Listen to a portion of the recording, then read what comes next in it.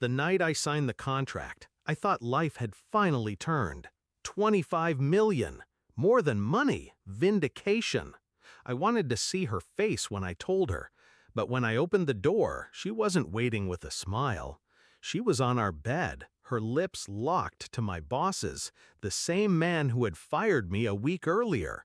The champagne in my hand slipped. Neither of them noticed. I didn't shout. I didn't lunge. I watched. The man who destroyed my career. The woman who promised forever. Two betrayals in one frame. When she finally saw me, she gasped like a child caught stealing candy. But he smirked, like it was part of the punishment. That night, her parents called. They didn't comfort me. They told me I deserved it. "Maybe now you'll learn humility," her father said. I didn't reply. Humility wasn't what I was learning. The days that followed blurred. Whispers reached me. Her flaunting their affair. His smug grin at the office he stole from me. I walked through it calm, like a man sharpening a blade in silence. Betrayal is fuel, and I had enough to burn a city. The party was their victory parade. Crystal glasses, expensive laughter. Her hand looped through his arm as if I'd never existed. When they saw me across the room, they didn't hesitate. They mocked. Loud enough for the crowd to hear. "Look who crawled back, the jobless wonder." Her laughter cut sharper than his words. But I smiled, because my plan wasn't words, it was presence, and presence has weight. I waited until the chatter dimmed, until eyes shifted toward me. Then I turned slightly. The man beside me stepped forward into the light.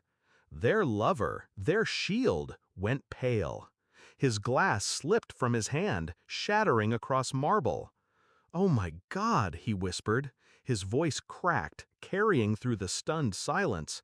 It's you." The room froze. Let me explain. When I lost my job, I didn't just sit in silence. I called the one person my boss feared most. A man whose name was spoken in corporate boardrooms like a curse. An investor with power sharp enough to break empires. A man my boss had betrayed years ago, stealing millions under a forged signature. And now, that ghost stood beside me. Their smirks collapsed. My wife's lover's face drained of color as the man placed a hand on my shoulder. It was no handshake. It was coronation. He raised his glass, eyes scanning the room.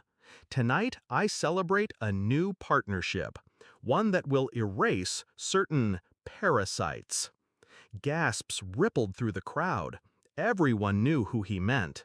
My wife's hand slipped from her lover's arm. She reached for me instead, desperation flickering in her eyes.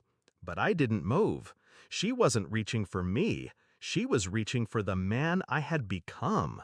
And he didn't need her anymore. In days, the empire my boss had built crumbled. Contracts pulled, accounts frozen. His allies turned their backs. My wife's parents? They called again, but this time with fear. They begged me to reconsider, to help their daughter. I let the phone ring until silence consumed it. People ask if I enjoyed it, if watching them drown in the ocean they filled for me was satisfying. The truth? It wasn't joy. It was justice. She kissed the man who stole my life. So I stole his. Not with fists, not with screams, but with a signature. With a guest at my side. The last time I saw her, she tried to explain. "Please, I didn't mean to hurt you." Her voice cracked like glass under weight. I looked at her. "I know," I said, and walked away. That's the difference between us. She thought betrayal was power, but real power is silence. It's the moment when the crowd gasps, when the betrayer's face drains, when the world tilts in your favor without you raising your voice. That's what I carried from that night. Not rage, not grief, control. And the memory of his scream, trembling as he saw the man beside me. "Oh my God, it's you!"